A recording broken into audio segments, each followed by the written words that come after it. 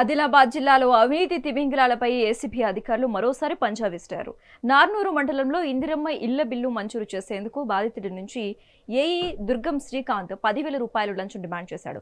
అనంతరం లంచం తీసుకుంటుండగా ఏసీబీ అధికారులు పట్టుబడ్డారు. అయితే నిందితుడిని ఏసీబీ కోర్టులో హాజరుపరిచినట్లు డీఎస్పీ మధు తెలిపారు. అక్యూజ్డ్ ఆఫీసర్ శ్రీ దుర్గం శ్రీకాంత్ గారు, ఈయన అసిస్టెంట్ ఇంజనీర్ హౌసింగ్.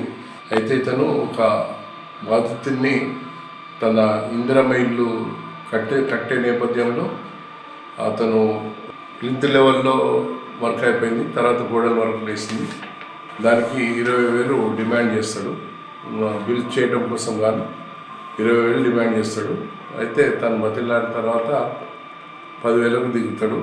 10,000 అది కూడా అతను ఇయ్యలేక మమ్మల్ని ఏసీబీ వాళ్ళని ఆశ్రయించినాడు.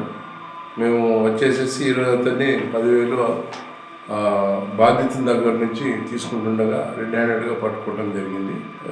సో అతన్ని మేము సరైన ఇన్వెస్టిగేషన్ చేసి కరీంనగర్ స్పెషల్ కోర్టులో మేము అతన్ని హాజరుపరచడం